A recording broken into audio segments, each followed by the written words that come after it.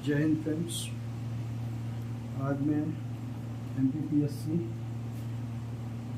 की paper third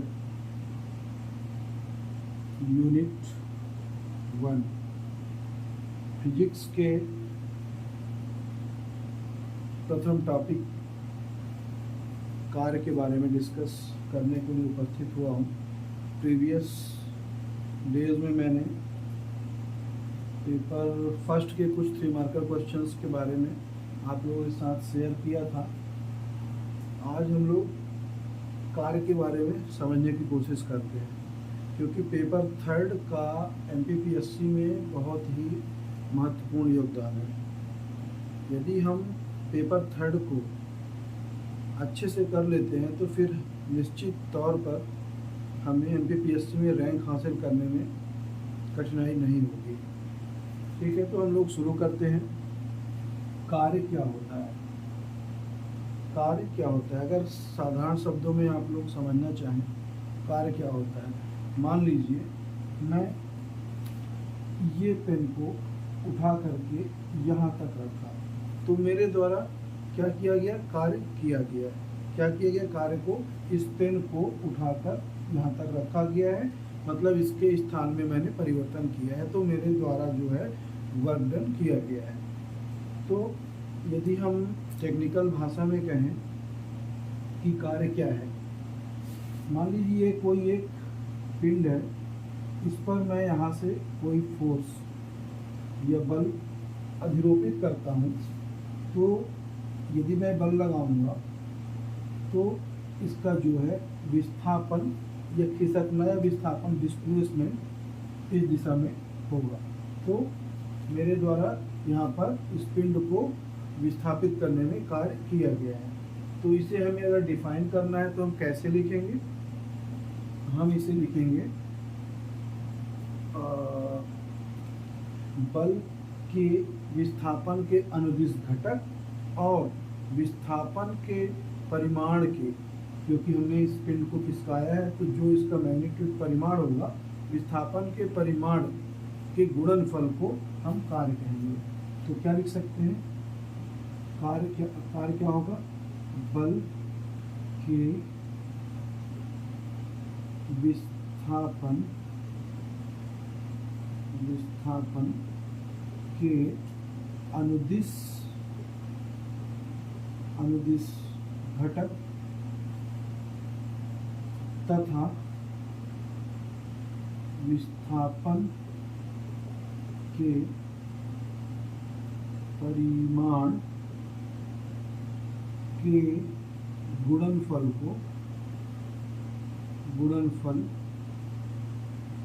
को कार्य कहेंगे। ठीक है, यहाँ पर ज़्यादा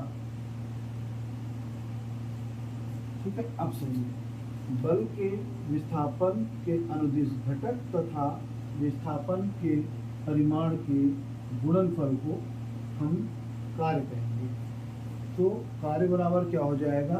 बल F, विस्थापन D, डिस्प्लेसमेंट, और इनके बीच थीटा। तो यहाँ पर हो जाएगा cos थीटा। ठीक है। अब कार्य हमारा क्या है? एक अदिश राशि है। ठीक, अब 3 मार्कर हो या 5 मार्कर हो तो हम लोग ऐसा पढ़ लेते हैं कि हमारे 3, 5, 11 जो भी है बन जाना चाहिए हमसे, क्योंकि हमारे टॉपिक में पहला टॉपिक ही सिलेबस में दिया गया है कि कार्य, बल एवं ऊर्जा। तो अभी आज हम क्या कवर कर रहे हैं? कार्य को कवर कर रहे हैं। ठीक है, तो कार्य की हम लोग डेफिनेशन लिखेंगे, work is equal to F D cos theta. अब कार्य निम्न परिस्थितियों में शून्य समझा जाएगा। वो कौन से 3 कंडीशन है? आपको केवल ये याद रखना है कि कार्य 3 परिस्थितियों में शून्य समझा है। कब? यदि हम F बल हमारे द्वारा अगर लगाया गया 0 है तो वर्क हमारा क्या होगा? शून्य होगा। यदि डिस्प्लेसमेंट 0 है तो कार्य शून्य होगा। और यदि थीटा बल और विस्थापन, हम जहाँ बल लगा रहे हैं और डिस्प्लेसमेंट के बीच में अगर 90 डिग्री का कोण बनता है तो क्या होगा? कार्य शून्य समझा जाएगा। ठीक है, क्योंकि हमें पता है cos 90 degree is equal to 0 होता है। तो निम्न 3 परिस्थितियों में किया गया कार्य शून्य समझा जाएगा। अब कार्य की SI यूनिट क्या होगा? SI मात्रक न्यूटन मीटर, या इसे हम जूल कहते हैं। न्यूटन मीटर क्यों? फोर्स को किससे मेजर करते हैं? न्यूटन से। डिस्प्लेसमेंट को मीटर से, तो इसे हम न्यूटन मीटर या जूल कह सकते हैं। ठीक है, कार्य की प्रकृति, कार्य 2 प्रकार से हो सकता है। ठीक है, एक धनात्मक और दूसरा ऋणात्मक। ठीक है, धनात्मक और ऋणात्मक कैसे? यदि हम मान लीजिए इस पिंड को मैं इस दिशा में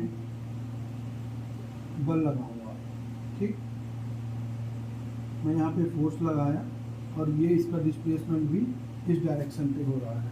ठीक है, तो बल की जहाँ मैं बल लगा रहा हूँ और डिस्प्लेसमेंट भी उसी दिशा में यदि हो रहा है तो हमारा कार्य क्या कहलाएगा? धनात्मक प्रकृति का कार्य कहलाएगा। ठीक है, इसके लिए एक एग्जांपल दे सकते हैं कि मेरे द्वारा यदि हम किसी वस्तु को पृथ्वी की सतह से ऊपर उठाते हैं तो हमारे द्वारा किया गया कार्य क्या होगा? धनात्मक कहलाएगा। ठीक, सेकंड, कार्य ऋणात्मक भी हो सकता है। वह कैसे?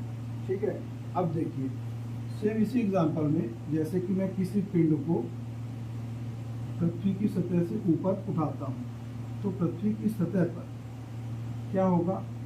यदि इसको धनात्मक कार्य में देखेंगे तो ऊपर मेरे द्वारा जो किया गया कार्य क्या होगा? पॉजिटिव होगा।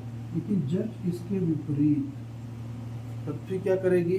गुरुत्वाकर्षण बल लगाएगी, तो गुरुत्वाकर्षण बल के द्वारा जो कार्य किया जाएगा वह क्या कहलाएगा? ऋणात्मक कार्य कहलाएगा। ठीक है, अब ठीक है, अब एक न्यूमेरिकल के द्वारा समझ सकते हैं। और क्योंकि अब एक पैटर्न बन चुका है, पेपर थ्रेड दिनों दिन टफ होता जा रहा है। प्रतिवर्ष हमने देखा है कि 1 या 2 न्यूमेरिकल, हाँ न्यूमेरिकल साधारण ही आते हैं, पर यदि हम अभ्यास करके पेपर में नहीं जाएंगे तो हम कुछ मार्क्स से चूक सकते हैं। तो हमें क्या करना है? हमें अभ्यास करके जाना है, जिससे हमें पेपर में जब हम बैठे तो हमें कठिनाई का सामना न करना पड़े। ठीक है, ये एक क्वेश्चन है, जैसे कि एक कुली 15 किलोग्राम का बोझा धरती से 1.5 मीटर ऊपर उठाकर अपने सिर पर रखता है, उसके द्वारा बोझे पर किया गया कार्य क्या होगा? ठीक है, तो चलिए इसको हम सॉल्व करते हैं। हमें क्या दिया गया है? 15 किलोग्राम का बोझा, मतलब द्रव्यमान, मास दिया गया है 15 किलोग्राम। ठीक है, अब ये धरती से ऊपर उठाने की बात कर रहा है कि धरती से 1.5 मीटर ऊपर उठाकर रखता है, मतलब ये हम इसे डिस्प्लेसमेंट भी कह सकते हैं कि 1.5 मीटर ये डिस्प्लेसमेंट है।